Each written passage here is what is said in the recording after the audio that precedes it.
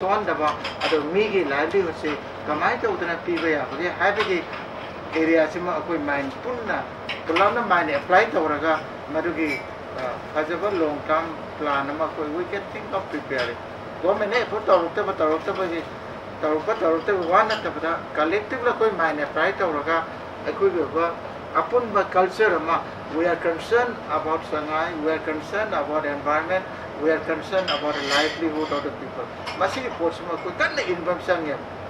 At the Tonga city, I am out of the Quina, unfortunately, I know Uzabelico. I couldn't any policy about Wakanda. I'm a Makadu who is up to the Torah. Lata or Lataka to Latoxi, Manipurgi, a boy but a toy work phenomenon is a some never port of money. And according to the Toy, I have visited sooner than a Lotaka is impossible. Shanghai, so a boy but a toy of Portugal, Shanghai, library, something never port of money. That is where we also need to apply our mind. At a quarter, a quick winner, me, livelihood issues, a quick one. Other than a let's think of collectively. Immediately they looked up after the equivalent like Jim, I was equal to social endeavor. Long time than a university and a social endeavor. We have to stop it at this stage. Business as usual, not about. Business as usual, housing labor actually says that is the end. I don't know Makata, but don't come any section get pull up now. I don't know the mind. Apply to Minava, Masangi and a colleague. I do not regret it. Look talks to Seto Bangamoy, Miguel Labio, improve the Honbangamoy, Aduga, Shanghai Zoo, I couldn't palm me, put to Tower. So let's think collectively. Pulabianga, I'm a Katinataba. Adana, so I said that way. Manipuri overall, any kind of intervention to Wakanda, a quick command over the gay, having a portion as I gave. Water body carry mine apply to no globally Canada, Maracanda, Quid, and Nature, as a present pyramid. No looks at Typul Lai, as far as your vidrum. Sativa, my am your vidrum, everything nation as a present pyramid, a queen as a clean soil is it. That means I could mine apply to 3 happen. I was a problem. Whereas, let's go to the Mediterranean, European countries. Mediterranean, the equivalent level, Lake, I say, come to say. Let's see, let's look at that. Anakpada, what is happening? Senagi, Yunnan guys say, saying I said, say, Kunchagi, among the Yunnan guys say, acquitting people so no letter, Mamma. Nasina, Global Innovation Center for Wind and Solar Energy. As I say, wind and solar energy innovation cannot out the Europe, the Karikari export out the port and the tourism. I don't know. According to Sanana, let's think of Delhi in the country, when at the Bama, the country, according to one more Raga as a Punna single perspective Makataki was a some of which Shanghai Zukanba, and there was a some of which I can balloon and I could get San and never put to 100. I don't report them up, we apply to Wapsan here. That is where we need to apply one. I guess I did let's take off. Hey, I am the 5 minutes in trade. I am the set of the game. I give insurance and I say, enjoy some sort of the I some of the shop again. A quite a most of you get the Munda. I shop now, I see a get the Munda I see Lotaki, see, I shop. Ina masigi discussions na ayo kan lokak ye susda kan ajenu mana lokak la ido river ni sai ko na ake zani mai na tapi de ya clear one de heavy gre river ni number rivers na tamo amana ocean marine si number 2 amor to river lokak marine si ni amo oi adu hun su da so ma kha ni thigala na ko ji za honorable MLS lobby Mayang river. This one Kidan Kakalaga, Nindogong river. I think it looks the Kidan Kakalaga number, and do a peggy the Sieliga Mayapong river. Seizing Sigi Turian Cincinnati. Young Turian Tarama Toyumba, young Soccer, not the Turiel see machine young red. Around more than 36, LDA reported 30 or 30 38 ꯁꯨꯝꯕ ꯁꯨꯃꯥꯏꯅ ꯂꯩ ꯑꯗꯨꯕꯨ ꯁꯤꯒꯤ 11 ꯔꯤꯚꯔꯁꯦ ꯁꯨꯝ ꯑꯩ ꯁꯨꯝ ꯊꯤꯖꯧ ꯍꯥꯏꯔꯒꯗꯤ ꯅꯝꯕꯨꯜꯗꯒꯤ ꯍꯧꯔꯒ ꯑꯩꯈꯣꯏꯒꯤ ꯂꯣꯛꯇꯥꯛꯇ ꯇꯥꯔꯤꯁꯦ ꯅꯝꯕꯨꯜ ꯋꯥꯏꯁꯦꯟ ꯃꯔꯤꯟ ꯑꯗꯒꯤ ꯑꯩꯈꯣꯏꯒꯤ ꯒꯣꯕꯤꯟꯗ ꯁꯦꯅꯥ ꯑꯗꯒꯤ ꯑꯩꯈꯣꯏꯒꯤ ꯕꯦꯔꯥꯄꯨꯡ ꯃꯔꯤꯟ ꯅꯝꯕꯣꯜ ꯔꯤꯚꯔ ꯑꯣꯏꯅꯥꯝ ꯔꯤꯚꯔ ꯈꯨꯖꯥꯏꯔꯣꯛ ꯑꯗꯒꯤ ꯑꯩꯈꯣꯏꯒꯤ ꯈꯣꯡꯖꯥꯎꯔꯣꯛ ꯑꯗꯒꯤ ꯑꯩꯈꯣꯏ ꯄꯣꯁꯪꯕꯝ ꯔꯤꯚꯔ ꯁꯨꯃꯥꯏꯅ ꯑꯁꯤ ꯈꯔ ꯆꯥꯎꯕꯁꯤꯡꯁꯦ ꯃꯁꯤꯗꯩꯗ ꯇꯨꯔꯦꯟ 5-6ꯒꯤ ꯃꯁꯤꯒꯤ ꯏꯝꯐꯥꯜꯒꯤ ꯍꯧꯖꯤꯛ ꯂꯩꯔꯤꯕ ꯐꯠꯇ ꯍꯥꯎꯊꯤ ꯃꯌꯥꯝ ꯄꯨꯊꯔꯛꯄꯁꯦ ꯃꯁꯤ ꯑꯃꯅꯤ ꯑꯗꯣ ꯍꯥꯏꯔꯤꯕꯁꯤ ꯑꯃꯨꯛ ꯁꯦꯡꯗꯣꯛꯅꯕꯒꯤ ꯄ꯭ꯂꯥꯟꯁꯦ ꯃꯁꯤꯒꯤ ꯂꯣꯛꯇꯥꯛꯁꯤ ꯀꯟꯁꯤ ꯍꯥꯏꯇꯥꯔꯒꯗꯤ ꯋꯥꯇꯔ ꯂꯣꯛꯇꯥꯛꯀꯤ water sources sing si yengaga lokta ki water quality se maintain to gam change akoina hata lokta ki jaga khudimta around 30 spot gi local kanda ising je test to we akoina ising test to kanda thap pa ya da lokta se le je sahi maga phagi cycle se 3 times kumadi ising gi mot pa hai ta ising pumbagi thap se sate mase koi thang le gi yobi ri ba adi koi leiba mayam sina khangbi dang adi ahan ba inau ta koi matam ji ki kitang le sila ko matam sila ama adi gi hujik le iste gi kitang le thara ko matam da koi gi so kaino ising gi na som da nusi sina no ko lom de som si sala ko am le ri ba kai lam jaw gi le ba phum mayam je karak pa da masti khorok pa amu ba kaino mayam sina lokta ki le ba mayam ji sing thak pa ya da ba adi som ising chawl ngai matam da hai ba turien ji ku thara ko mayam gi anai ba mayam adi gi mo apum ba ising gi kaino mayam sina loktak te leiba nga sing maruni indigenous fish mayam ji gi breeding matam se June July ni asi matam da puthariba amot pa adu pagi contaminated oibu water jing sina kamaina fish indigenous fish gi breeding se laita bani mo pagi water hydrological science la pa mo gi breeding gi place si hongwi matak ta amusu ising gi quality ji phat ta bina asi so ba ne na development program se pa pakhat ni matam da consequence kai orakada gi have ji kitang khantha birgadi akhoi lengak sina lengak yaubi ma mayam na masigi apunba apungba ma proxy hai targadi khajitang masigi area sida khara tungi consequence khara yeng hena khana birgadi hena thagani development program la kum tong ji tabun tu mayang ban road si masi yam darka lai ji akhoi gi road sina akhoi gi atopa business ta som da moirang cham pom da lei ba mayam sina more sala ga business ki plan tok da masi yam shortcut koi de ba abo da praja de kana de ba asi jna mu sagi lokta protection eki manung da yaw re ha asi jna mu lokta se ani mu thole som da lei do wetland area si ga more than 80,000 hectares lei ba summer so lei ba sida isok makha lei naurem oinam kaino si mamang da lei ba lam mayam ma sai koi tamoina habi gi ba koi Jawalam Jaw is floating kind of message. Sigi lazy which say floating kind of lake high tide, floating mass nest the lazy.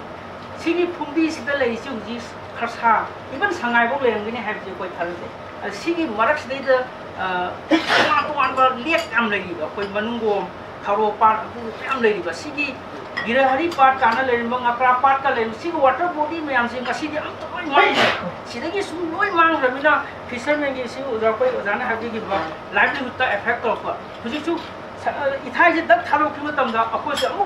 fisherman si gi life se amu su wani ngai masam ge putak ta to buji aro maram di loi ni business mai le ni ma am sim pham je ngarom da sang he masi mu thalo ki matam da akoi masida lakada ba environment gi changes me am sina masi jina jo koi ai sum khan ba putak ta to ta bi amu ka jo helo kanom su lakani ado sum lambi me am se ngasi ni akoi leibi ba lenga ki maru ba thau bi ba ado akoi ngasi ni lokta ki khana bi bisna water quality ki matang si su akoi ni khara improvement leino ki dum to sing lai ba reversing ki catchment area sing aduga leiba reversing ki quality sing se koi si basi lai sing ki quality je phagan na bi dum thabo khara pakat ko ta kale thudam mona haraga nambun river ki mayang kaino degi na koi si ki kashampati gi na akoi na koi gi yang thang ho gi nakan da sari ba chemitorium se ti jam more than 20-30 chemitorium se ai sida thadari ba posai mayam singap ta su lokta ta tare ineba adigi sigi leiba Suez gi leiba mayam Imphal city gi leiba phattaba laiba mayam sida natana atopa river khudi makta sari ba masi sanai bi si ꯑꯩꯈꯣꯏ ꯃꯅꯤꯄꯨꯔꯗ ꯁꯨꯝꯕ ꯃꯌꯥꯝꯁꯤ policy ꯈꯔ change ꯇꯧꯕꯤꯔꯒꯗꯤ ꯂꯩꯉꯥꯛꯀꯤ ꯀꯩꯅꯣꯁꯤꯡꯅ ꯂꯩꯉꯥꯛꯀꯤ ꯊꯧ ꯄꯨꯕꯤꯔꯤꯕ ꯃꯌꯥꯝꯅ ꯃꯁꯤ ꯈꯔ ꯆꯦꯟꯖ ꯇꯧꯕꯤꯔꯒꯗꯤ ꯃꯁꯤꯁꯨ ꯑꯆꯧꯕ ꯑꯩꯈꯣꯏꯒꯤ ꯑꯍꯣꯡꯕ ꯑꯃ ꯂꯥꯛꯄꯗ ꯑꯩꯈꯣꯏꯒꯤ ꯃꯇꯦꯡ ꯑꯣꯏꯒꯅꯤ ꯁꯤꯅꯤ ꯑꯩꯅ ꯈꯤꯇꯪ ꯌꯥꯝ ꯇꯦꯟꯅ ꯊꯝꯖꯅꯤꯡꯉꯤ. Thank you,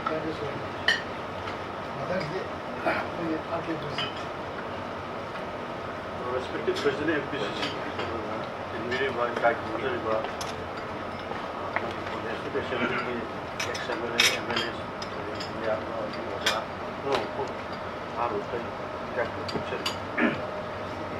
issues mayam se kona exhaustive discussion to kanda aroi bidal aina sun khajab kada who will build the gap tung yi mga kasar kana na yang adage yangani have it like maramdi hojik whatever the problem measure and small medium problem am loktak bai aduma ko wadi koi paramount importance loktak si hydrology the impact sound PVC none other than NHPC level Dr. Hydroelectric project. 1967 the concept of a project originally designed to generate 75 megawatt of power. Maramdi matamduda environment protection act like environment impact assessment authority like Bharat Kajilai Western country USA the power environment you hold the area Russell Carson is challenge ping pong dream. Environment issue the USA the line. Although matamdu de koi di tungi ka khan manam de matamdu le ru allo whatever like group politicians leaders in the khali badi koi we are I mean hungry power hungry easily pa madune madu design to ga star project ma si crore sam original design to ga collect to 200 crore 250 advise to single project aduga message da koi lokta ki ngami gi kari gi biodiversity service ki sanga gi tora phonga gi kari to yaw ponte moi kari khale ahan bada power generate to that will electrify this power starving state and secondly to irrigate 30,000 acres of agricultural land oda hamje koina mainly khara ga da cost effective benefit cost and benefit merit and diminution naina say naina bob sange What about the problem environment issues, water pollution, the Torah, Fauna, Ramsar Convention criteria mapanya or the low in Mitobiani. The Wutabu India see Ramsar Convention is signatory country some Putuk show it over Ramsar sizing seat convert that could serve Chawagani, Peshat Hazagani, I show it over country over it. But the NHPCC Loktaki resource ki sam madu indrani pan enjoy to raganda khangau to praja sing sida kai ai ni pum das pai the toin radio di bi hit point panjab mai toy the kagas panjai jara program ya se am nang jai ko ina hoji khanari si de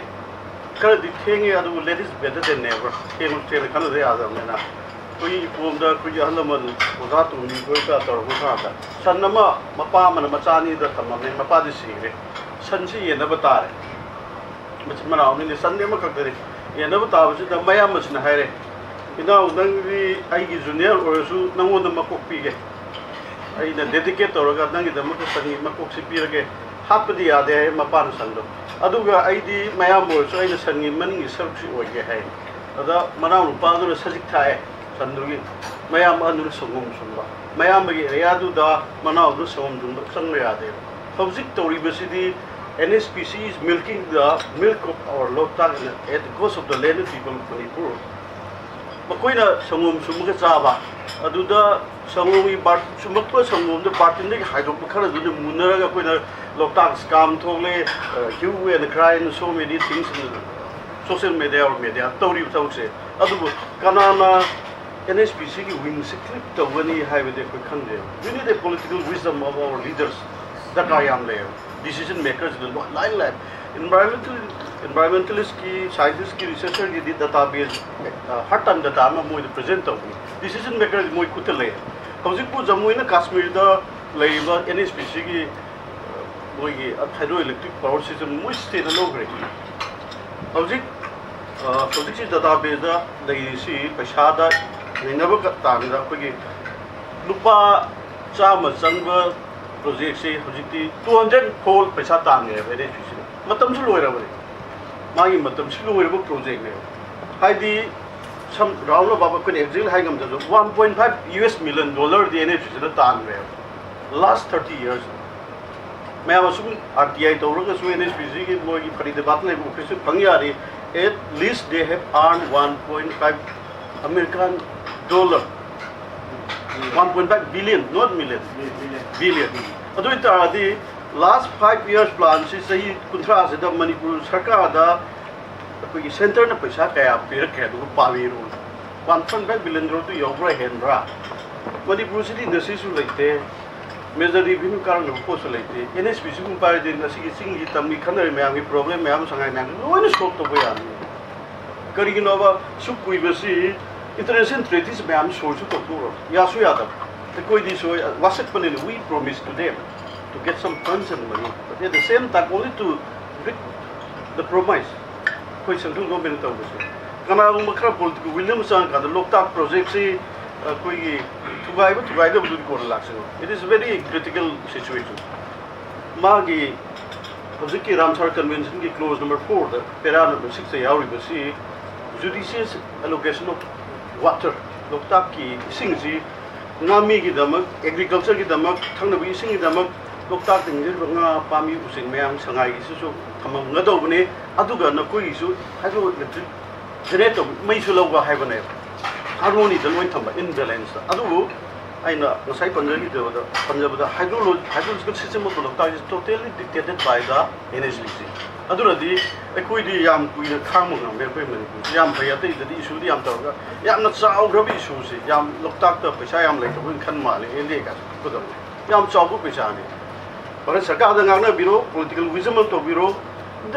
अदुदगी pollution control तो याद से for example Ramsar convention की criteria मापन ले अमत चनब याद कोई Loktak is no more qualified as a Ramsar site international की फाइटिंग बरो वेट लेन अमने ने लाउ से क्राइटेरिया मापन मम्मी लोइन तलक ले एम द प्रोजेक्ट क्राइटेरिया नंबर 1 2 दी पनबे लेखबो यारी some threaten species vulnerable species either avian और संगाई लेरी खसा लेरी ना कादी मपान nga तंगाई रम देखो indigenous species later when you criteria number 7 we are lost it